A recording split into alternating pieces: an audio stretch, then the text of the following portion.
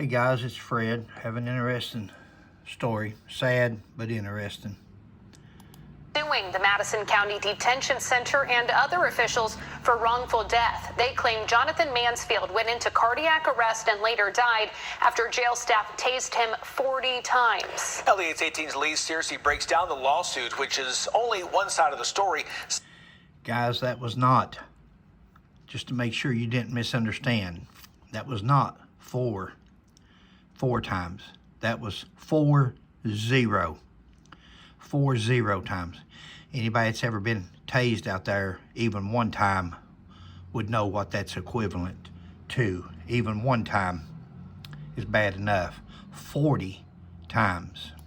Some defendants named in the suit told us they could not comment. I don't believe I would comment either if I was involved in that case.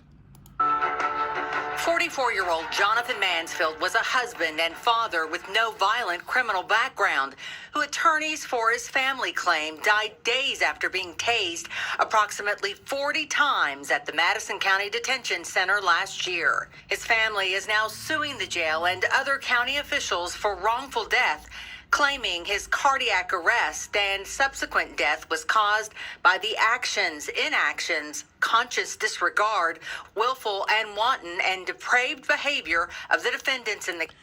Good example is, guys, when you have a heart attack and EMS shows up and they use the defibrillator on you to resuscitate you, what are they doing? They're shocking the heart. That's why you don't touch those two paddles. There's electricity in those paddles. So if it takes electricity to start the heart, would too much electricity, like from lightning or things like that, not stop it? Imagine 40 times. Case. It all began the late night of September 27th, 2024, when Mansfield was arrested for public intoxication. According to his arrest citation, he went to Baptist Health Richmond and stated he smoked methamphetamine. But before he was treated, police say he ran away toward the Eastern Bypass and was trying to jump. Okay, we know he's smoked meth, so we know he's not thinking with a fully functional brain. We know he's intoxicated on some kind of substance, more than likely the meth. So he's not going to be acting rational. On moving vehicles, officers reported he was a danger to himself and others. No doubt. But the lawsuit alleges what happened next at the jail was... No doubt, a danger to himself and others while he's trying to jump on vehicles, so they say. Don't always take these reports as the gospel, guys, unless you're there and you've seen it happen. You can write anything you want to in these reports. It's according to what you want to believe. That's why the attorneys will bring out the facts when they get these guys under oath. So, okay, he was a danger to himself or others while he was out there. But look in the background there, Madison County Detention Center. Oh, see, that tells the story. This man is now in a detention center. This man is now incarcerated. He's in a safe area. If we just put him in a cell and lock the door, what can he do? But we don't do that. We have to continue to issue punishment. Tragic and avoidable. We want to warn you, the pictures you're about to see may be disturbing for some. Of course. These are still images of jail video that the plaintiff's attorneys say show Mansfield handcuffed and placed in a restraint chair after they say he slowly fell to the floor. They claim this was the first of what would be approximately 40 taser and or glove electronic shocks unlawfully administered to Mansfield.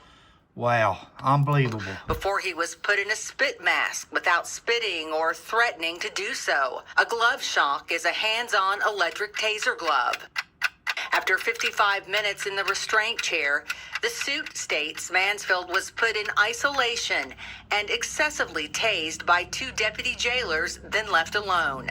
It goes on to say... Nothing but punishment, guys. Nothing but punishment with people carrying a badge and a title and a position. Nothing but punishment. These are criminals.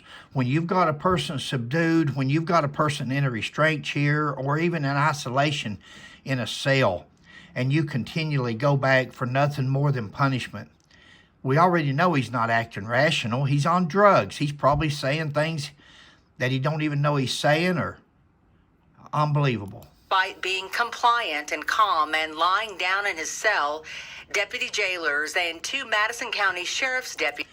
Who cares if they lay down in their cell? Who cares if they stand up, if they bounce off the walls? As long as they're in a cell, they're not going to hurt no jail personnel. Rushed back into his cell and pounced on top of him with a shield, then put him in a full body restraint device, a full body straitjacket. The plaintiffs claim video surveillance shows Mansfield was having a medical emergency. See the blood, guys? Look at his mouth. Well, I think that's what the arrow. There's an arrow there, and that's maybe what it's pointing toward. This man's bleeding from his mouth with all that bandage around his head, or the spit mask. He's bleeding from his mouth. Because blood could be seen forming around his mouth. They say he went quiet and completely motionless with his head slumped down. And the loss. That's what you call a clue. If you've been pouncing on a person, you've been beating on a person, you've been tasing a person, and all of a sudden they go limp, that person may need medical treatment. That may be called a clue. Suit alleges approximately 10 minutes went by before staff realized Mansfield was in cardiac arrest and began life-saving measures. According to the lawsuit. Oh, yeah. Let's let them lay there for 10 minutes, non-active, non-responsive. Let's let them lay there for a while, and then we'll start rescue procedures. That's baloney. They murdered this guy, in my opinion. In my opinion, this man was killed. This is the first time I've seen the news footage of it. Don't know that much about it.